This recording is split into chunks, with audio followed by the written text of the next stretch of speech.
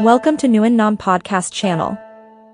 In 2006, the AKC welcomed Tibetan Mastiff to the working group. But although the Tibetan Mastiff is a comparatively new breed to the AKC, it is one of the most ancient in the world. Until the early 1800s, Tibet was a mystery to outsiders, with few Westerners allowed access to its remote splendor. Likewise, little was known about the country's dogs. Accurate records of the genetic heritage of the breed are non-existent, but they are considered by many to be the basic stock from which most modern large working breeds developed. The Tibetan Mastiff is known in Tibet as the Duchi, which translates to tied dog, as they were tied at the gates of the homes and temples they guarded. Early written accounts place a large dog around 1100 BC in China. During the ensuing centuries, it's thought that the isolation of Tibet resulted in the Tibetan Mastiff remaining uninfluenced by Western breeds, and it developed into the animal so highly prized by the people of the high Himalayan mountains and plains of Central Asia. Tibetan Mastiffs have been bred by Tibetan nomads since time immemorial and were given to the High Lamas to guard the great monasteries of Tibet. Buddhist by faith, Tibetans believe that Tibetan Mastiffs have the souls of monks and nuns who did not make it into Shambhala, the heavenly paradise. Tibetan Mastiffs are believed by many experts to be the basic stock from which most of the modern large working breeds have developed, including all Mastiff or Molosser breeds and all mountain dogs.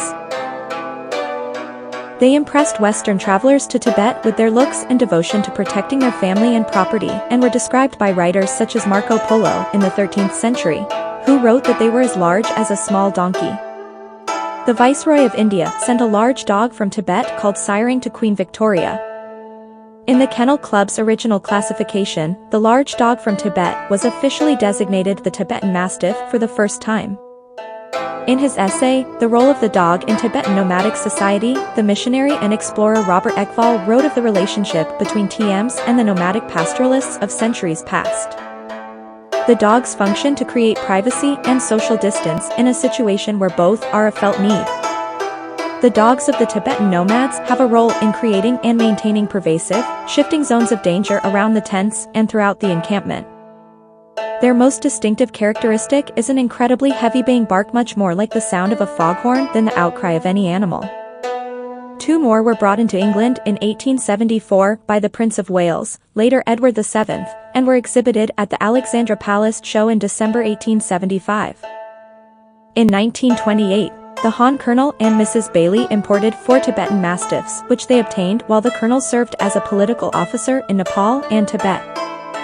In 1931, Mrs. Bailey formed the Tibetan Breeds Association, and the Kennel Club adopted the first official standard for the breed.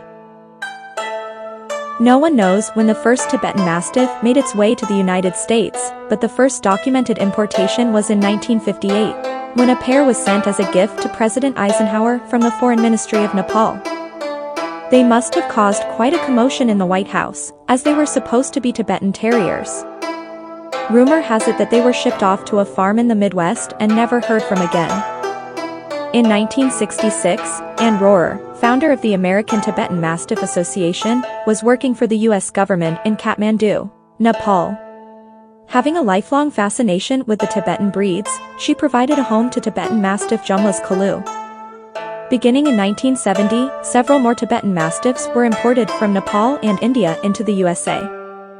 These few foundation dogs, along with Kalu, were bred throughout the country by dedicated fanciers. During the 1990s, emphasis was placed on importing new breeding stock and expanding the opportunities to improve breed type without sacrificing health or structure. By nature a guardian dog, the close relationship of the Tibetan Mastiff with man throughout the centuries has given the dog an almost uncanny understanding of people. They relate to people in ways other breeds don't, and they have such bonding qualities and are so personable.